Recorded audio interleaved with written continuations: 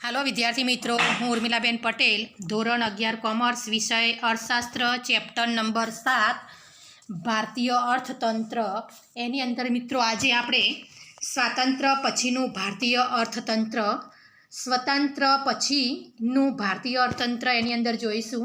તો મિત્રો આઝાદી પછી ભારતનું અર્થતંત્ર વિકાસના પંથે રહ્યું છે, એટલે કે ભારતીય અર્થતંત્રમાં સ્વતંત્રતા પછી ખૂબ જ ઝડપથી વિકાસ થયો છે અને એ બાબતે આપણને ભારતીય અર્થતંત્રના લક્ષણોની ચર્ચા અહીંયા કરીશું। તો ભારતીય અર્થતંત્રના લક્ષણો આટલા છે મિત્રો, 8 મુદ્દા છે મિત્રો। 8 મુદ્દા તૈયાર કરવા પડે। તો પહેલો મુદ્દો છે માથાદીઠ આવક, એટલે કે સ્વતંત્ર પછી ભારતીય અર્થતંત્રની લોકોની માથાદીઠ આવક કેટલી હતી અને શું વિકાસ થયો છે। બીજો મુદ્દો છે ખેતી, ત્રીજો મુદ્દો છે ઉદ્યોગ, ચોથો સેવા ક્ષેત્ર, પાંચમો વસ્તી, છઠ્ઠો ગરીબી, સાતમો બેકારી અને આઠમો માનવ વિકાસ। તો મિત્રો આ 8 મુદ્દા આપણે સમજવાના છે, જોવાના છે। તો કહે છે કે માથાદીઠ આવક, તો મિત્રો માથાદીઠ રાષ્ટ્રીય આવક વધારે હોય તો વ્યક્તિઓની માથાદીઠ આવક વધુ હોય અને માથાદીઠ આવક વધારે હોય તો વ્યક્તિગત વિકાસ પાછળ ખર્ચ વધુ કરી શકાય છે।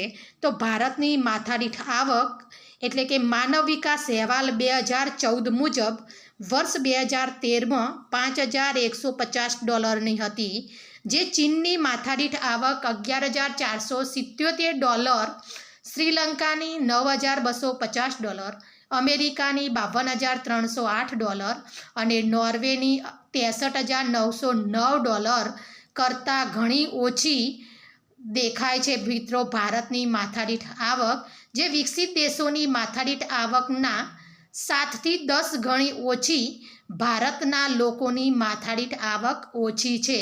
તે પછાત દેશો કરતાં પણ વધારે પ્રમાણમાં વધારો સૂચવતી નથી। તો મિત્રો ભારતની માથાદીઠ આવક અહીંયા આપણને રાષ્ટ્રીય આવકની સરખામણી કરવાની છે સમ ખરીદ શક્તિના માપદંડ મુજબ। તો અહીંયા મિત્રો આપણે જોઈ શકીએ છીએ જુદા જુદા દેશોની માથાદીઠ આવક ડોલરમાં આપેલી છે। તો રાષ્ટ્રીય આવકની સરખામણીમાં કયું છે, તો દેશ અને માથાદીઠ આવક અમેરિકન ડોલરમાં આપેલી છે। તો નોર્વેની $63,909, અમેરિકાની $52,308, જર્મનીની $43,049 અને ઇંગ્લેન્ડની $35,002, ચીનની $11,477, શ્રીલંકાની $9,250, ભારતની $5,150, પાકિસ્તાનની $4,652 ને બાંગ્લાદેશની $2,713 જેટલી હતી। તો મિત્રો આપણે જોઈ શકીએ છીએ વિકસિત અને અલ્પ વિકસિત દેશોની સરખામણીમાં ભારત દેશની માથાદીઠ આવક આપણે જોઈ શકીએ છીએ કે કેટલી ઓછી છે। છેલ્લા વર્ષોમાં ભારતની માથાદીઠ આવકમાં થયેલો ફેરફાર મિત્રો, તો વર્તમાન એટલે કે ચાલુ વર્ષ કિંમત રૂપિયામાં અને સ્થિર કિંમત રૂપિયામાં, તો મિત્રો વર્ષ 2011-12માં $64,316 માથાદીઠ આવક હતી અને એની અંદર કે સ્થિર કિંમતમાં $64,316 હતી। 2012થી 13માં $71,593 હતી અને સ્થિર ભાવમાં સ્થિર કિંમતમાં $66,344 હતી અને 2013-14માં $80,388 અને સ્થિર ભાવ કિંમતે $69,959 હતી અને 2014-15માં $88,533 કિંમત હતી અને જ્યારે સ્થિર કિંમત રૂપિયામાં $74,193 છેલ્લા વર્ષોમાં ભારતની માથાદીઠ આવકમાં આ પ્રમાણે મિત્રો ફેરફાર થયેલો છે। ભારત સરકારના વિવિધ આર્થિક સર્વેક્ષણમાંથી સંકલિત અહેવાલ પ્રમાણે આ સ્ત્રોત જે છે માનવ વિકાસ અહેવાલ 2014 પ્રમાણે રાષ્ટ્રીય આવકની તુલના અને છેલ્લા વર્ષોમાં ભારતની માથાદીઠ આવકમાં થયેલો ફેરફાર એ અહેવાલ પ્રમાણે છે। તો મિત્રો ભારતના લોકોની માથાદીઠ આવક આપણે જોઈ શકીએ છીએ વિકસિત દેશોની સરખામણીમાં તો ઓછી છે જ, પરંતુ વિકસતા દેશો પાકિસ્તાન, બાંગ્લાદેશ જેવા વિકસતા દેશોની સરખામણીમાં પણ ભારતની માથાદીઠ આવક બહુ વધારે છે નહીં, એવું આપણે કહી શકીએ છીએ ખેતીના સંદર્ભમાં સ્વતંત્રતા પછી ભારતમાં ખેતીના સંદર્ભમાં જોઈએ તો ભારત એક ખેતી પ્રધાન દેશ છે મિત્રો. આઝાદી સમયે ભારતની લગભગ 72% લોકો ખેતી ઉપર નભતા હતા અને 2001થી 2002માં 58% વસ્તીને ખેતી ક્ષેત્રમાંથી 2001માં 56.7% રોજગારી પ્રાપ્ત થતી હતી. તે પ્રમાણ 2013-14માં ઘટીને લગભગ 49% જેટલું થયું છે. આર્થિક સર્વે 2014 અને 2015 અનુસાર આ માહિતી આપણને મળેલી છે મિત્રો. આમ ઉત્તરોત્તર ભારતમાં ખેતીનું મહત્ત્વ દિવસે ને દિવસે થોડું ઘણું અંશે ઘટતું ગયું છે. 1950-51માં ખેતી ક્ષેત્રનો રાષ્ટ્રીય આવકમાં ફાળો 55% જેટલો હતો. તે વર્ષ 2013-14માં ઘટીને માત્ર 14% જેટલો જ રહ્યો છે અને 1980-81માં 38%, 2001થી 2001માં 22.3% જેટલો રહ્યો હતો મિત્રો. તો ખેતી ક્ષેત્રે પણ કેવું થશે ઘટાડો થયેલો જોવા મળી શકે છે. તો આઝાદી ભારત દેશ એક ખેતી પ્રધાન દેશ છે. મોટાભાગની વસ્તી એટલે કે આઝાદી સમયે ભારતની લગભગ 72% વસ્તી ખેતી ઉપર નભતી હતી એવું આપણે કહી શકીએ છીએ. છતાં પણ ખેતી ક્ષેત્રે જે વિકાસ થવો જોઈએ એ થયો નથી અને કહે છે કે રાષ્ટ્રીય ખેતી ક્ષેત્રમાં રાષ્ટ્રીય આવકનો ફાળો 1950-51માં 55% જેટલો હતો અને તે 2000થી 2001માં 22.3% જેટલો થયો છે. ઉદ્યોગ ક્ષેત્રે પણ જોઈ શકીએ કે આઝાદી પછી સ્વતંત્રતા પછીનું ભારતીય અર્થતંત્રની અંદર ઉદ્યોગ ક્ષેત્રે શું કન્ડિશન હતી તો આપણે કહી શકીએ કે વર્ષ 1951માં ભારતના ઉદ્યોગો 10.6% લોકોને રોજગારી પૂરી પાડતા હતા. એટલે કે ઉદ્યોગ ક્ષેત્રથી લોકોને રોજગારી 10.6% જેટલી જ મળતી હતી. આ પ્રમાણ 2001માં વધીને 18.2% જેટલું થયું અને આ પ્રમાણમાં વધારો થઈ વર્ષ 2011-12માં ઉદ્યોગ ક્ષેત્રે રોજગારીનું પ્રમાણ 24.3% જેટલું થયું. એટલું જ નહીં પરંતુ 1950-51માં ઉદ્યોગ ક્ષેત્રે રાષ્ટ્રીય આવકમાં 16.16%નો હિસ્સો આપતું હતું. એટલે કે દિવસે ને દિવસે ઉદ્યોગોનો વધુને વધુ વિકાસ થતો ગયો, જે પ્રમાણ વર્ષ 2013-14માં વધીને 26% થયું. આ ઉપરાંત ઉદ્યોગ ક્ષેત્રે વર્તમાન સમયમાં 2/3 ભાગની નિકાસ કમાણી મેળવે છે. એટલે કે ઉદ્યોગ ક્ષેત્રેથી નિકાસ કરીને વિદેશી હુંડિયામણ પ્રાપ્ત દેશને થાય છે. તો ઉદ્યોગોનો દિવસે દિવસે થોડે ઘણે અંશે પણ વિકાસ થતો જોવા મળી શકે છે અને રાષ્ટ્રીય આવકમાં પણ ફાળો ઉદ્યોગ ક્ષેત્રેથી સારા એવા પ્રમાણમાં છે. આમ ઉદ્યોગ ક્ષેત્રે ભારતનો જોગ વધ્યો છે. ઉદ્યોગ ક્ષેત્રે ભારત વિકાસ કરતું જાય છે પરંતુ વાસ્તવમાં ભારત ઔદ્યોગિક દેશ બની શક્યો નથી. જ્યારે રાષ્ટ્રીય આવકનો 1950-51માં 15% ફાળો હતો અને 1980-81માં 24%, 2000થી 2001માં 27.3% જેટલો ફાળો રાષ્ટ્રીય આવકમાં છે અને 2013થી 2014માં 26.2% હિસ્સો ઉદ્યોગ ક્ષેત્રે રાષ્ટ્રીય આવકમાં જોવા મળે છે. અને આ અહેવાલ રિઝર્વ બેંક ઓફ ઇન્ડિયા અને CSO દ્વારા મળેલી માહિતી પ્રમાણે છે મિત્રો. તો ઉદ્યોગ ક્ષેત્રે સ્વતંત્રતા પછી પણ થોડો ઘણો વિકાસ થયો છે, છતાં ભારત દેશ ઔદ્યોગિક દેશ બની શક્યો નથી. એ પછીનો મુદ્દો છે સેવા ક્ષેત્ર. ઈસવીસન 1950માં ભારતના સેવા ક્ષેત્રમાં ઈસવીસન 1951માં ભારતના સેવા ક્ષેત્રનો કુલ રોજગારીમાં 17.3% જેટલો ફાળો હતો, જે વર્ષ 2001માં 25.2% થયો વધીને અને વર્ષ 2011-12માં વધીને વર્ષ 2011-12માં તે વધીને 27% જેટલો થયો છે. વર્ષ 1950-51માં ભારતનું સેવા ક્ષેત્ર રાષ્ટ્રીય આવકના GDPના અહેવાલ પ્રમાણે 30.3% હિસ્સો આપતું હતું અને 1980-81માં 38% થયું હતું. એટલે કે વધારો વિકાસ થયો છે અને વર્ષ 2000થી 2001માં 50.4% જેટલું થયું છે, જે પ્રમાણ વર્ષ 2014-15માં વધીને 52.7% થયું છે. એટલે કે સેવા ક્ષેત્રનો વધુને વધુ વિકાસ થઈ રાષ્ટ્રીય આવકમાં સારા એવા પ્રમાણમાં ફાળો આપી શકે છે.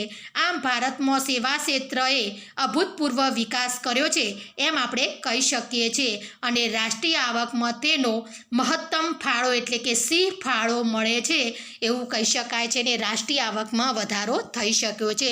તો સેવા ક્ષેત્રનો પણ આઝાદી પછી સારા એવા પ્રમાણમાં વિકાસ થયો છે મિત્રો. એ પછીનો મુદ્દો છે વસ્તી. તો વર્ષ 1901માં ભારતની વસ્તી 23.84 કરોડની હતી.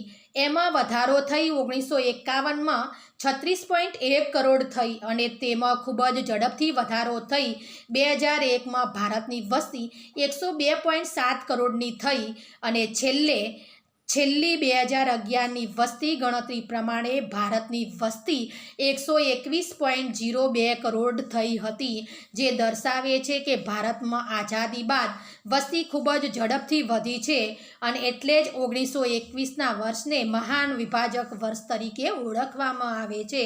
આમ અંદાજે 1.5%ના દરે વસ્તી વૃદ્ધિ થઈ છે. ભારતનો આ વસ્તી વિસ્ફોટ એક ચિંતાનો વિષય બની રહે છે કારણ કે વસ્તી વધે એટલે એની જરૂરિયાતો પૂરી કરવા માટે સરકારે સતત પ્રયત્નો કરવા પડે છે. માટે જ કહી શકાય છે કે ભારતમાં વસ્તી વિસ્ફોટ એક ચિંતાનો વિષય બની શકે છે. એ પછી છે છઠ્ઠો મુદ્દો ગરીબી. તો મિત્રો ગરીબી, આપણા ભારત દેશમાં ગરીબી જોવા મળે છે કારણ કે રોજગારીની પૂરતા પ્રમાણમાં તકો મળતી નથી કારણ કે ભારત દેશ ખેતી પ્રધાન દેશ છે અને 72%થી વધુ લોકો ખેતી ઉપર નભે છે અને આપણી ખેતી અનિયમિત અને અપૂરતા વરસાદ ઉપર આધારિત છે અને એને કારણે પૂરતા પ્રમાણમાં રોજગારી મળતી નથી ને રોજગારી ન મળે પરિણામે લોકોનું જીવન ધોરણ કેવું હોય, નીચું હોય અને એને કારણે ગરીબી વધી છે. તો ભારત દેશની અંદર નિરપેક્ષ ગરીબીની સમસ્યા ધરાવતો દેશ છે. તો મિત્રો ભારત દેશમાં નિરપેક્ષ ગરીબીની સમસ્યા ધરાવતો દેશ છે. ભારત દેશમાં વર્ષ 1973-74માં 54.9% લોકો ગરીબ હતા. આ પ્રમાણ વર્ષ 1993-94માં ઘટીને 45.3% થયું. તેમાં ઘટાડો થઈને 2004-05માં તે 37.2% થયું અને વર્ષ 2011-12ના આંક મુજબ ભારતની 21.9% વસ્તી ગરીબ હતી. આમ વાસ્તવમાં ગરીબીનું પ્રમાણ ઘટ્યું છે છતાં ભારત દેશની અંદર પણ ભારતની દારૂણ ગરીબીમાં કોઈ મોટો ફેરફાર થયો નથી. એટલે કહી શકાય છે કે ગરીબીનું પ્રમાણ ઘટ્યું છે છતાં ભારતની દારૂણ ગરીબીમાં કોઈ પણ જાતનો ફેરફાર જોવા મળતો નથી. હતા ત્યાંના ત્યાં જ છે. તો આ છે ગરીબીની કન્ડિશન મિત્રો. એ પછી સાતમો મુદ્દો છે બેકારી. તો ભારતમાં માળખાગત બેકારી ધરાવતો દેશ છે. તો મિત્રો ભારત દેશની અંદર ભારત એક માળખાગત બેકારી ધરાવતો દેશ છે. ભારતમાં વર્ષ 1951માં 33 લાખ લોકો બેકાર હતા. નેશનલ સેમ્પલ સર્વેના અંદાજ મુજબ વર્ષ 1990-2000માં ભારતના 7.31% લોકો બેકાર હતા, જે પ્રમાણ વર્ષ 2004-05માં વધીને 8.2% જેટલું થયું હતું. બેકારીના પ્રમાણમાં વર્ષ 2009-10માં ઘટાડો થઈ 6.6% જેટલું થયું અને તે પ્રમાણ 2011-12માં ફરી ઘટીને 5.6% સુધી નીચું આવ્યું છે મિત્રો. પરંતુ ભારતની ગ્રામીણ બેકારીમાં પ્રચ્છન્ન બેકારીનું પ્રમાણ વધારે પ્રમાણમાં છે અને આવી બેકારી છુપી બેકારી હોવાથી માપી શકાતી નથી અને છતાં પણ બેકારીમાં વધારો થઈ શકે છે. આમ ભારત બેકારીનું ઊંચું પ્રમાણ ધરાવતો દેશ કહી શકાય છે. તો ભારતમાં આટલા પ્રયત્નો કરવા છતાં બેકારીમાં ઘટાડો થતો નથી. એ પછી મુદ્દો છે માનવ વિકાસ. તો ભારતીય લોકોનું જીવન ધોરણ વાસ્તવમાં વિશ્વના વિકસિત દેશોમાંની સરખામણીમાં ખૂબ જ નીચું છે મિત્રો.